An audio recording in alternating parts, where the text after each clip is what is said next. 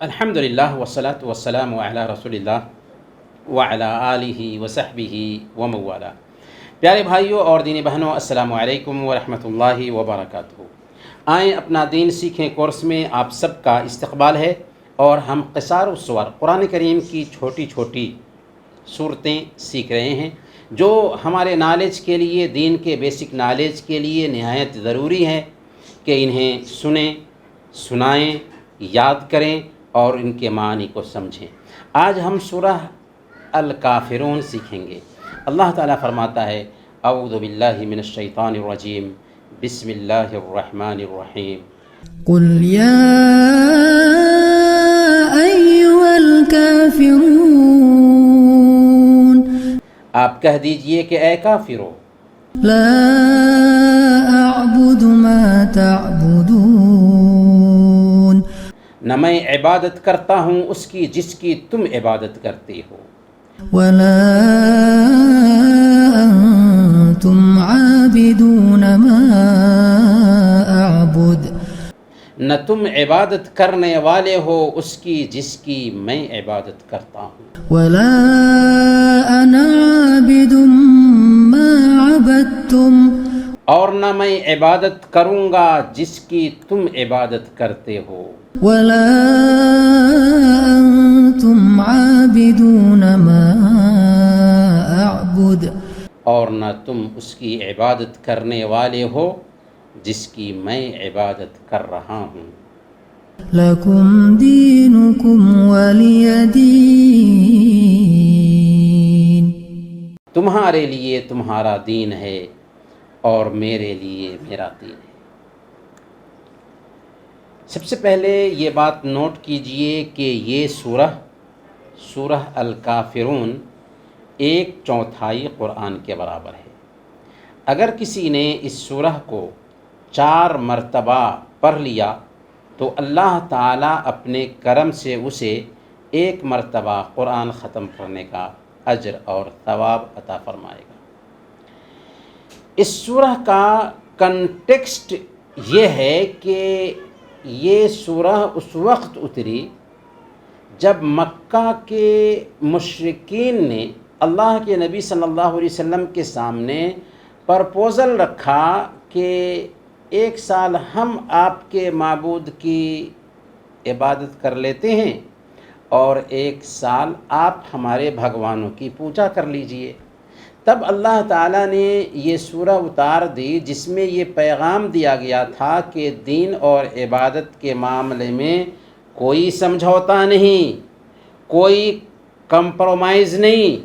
اسی لیے کہا گیا کہ قل یا ایھا الکافرون، آپ کہہ دیجئے کہ اے کافرو، نہ میں عبادت کرتا ہوں اس کی جس کی تم عبادت کرتے ہو، نہ تم عبادت کرنے والے ہو اس کی جس کی میں عبادت کرتا ہوں، اور نہ میں عبادت کروں گا اس کی جس کی تم عبادت کرتے ہو، اور نہ تم اس کی عبادت کرنے والے ہو جس کی میں عبادت کر رہا ہوں۔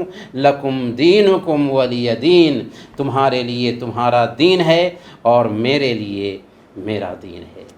اس سورہ میں کافر سے مراد تمام کفار نہیں، بلکہ وہ لوگ ہیں جن کے بارے میں لکھا تھا کہ وہ ایمان لانے والے نہیں ہیں۔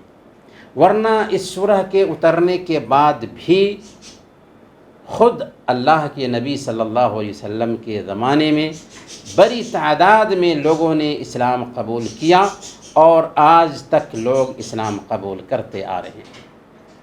اس سورہ میں غور کریں گے تو آپ کو ایک نقطہ سمجھ میں آئے گا۔ نقطہ کیا ہے کہ آیت ولا انتم عابدون ما اعبد 2 مرتبہ آئی ہے۔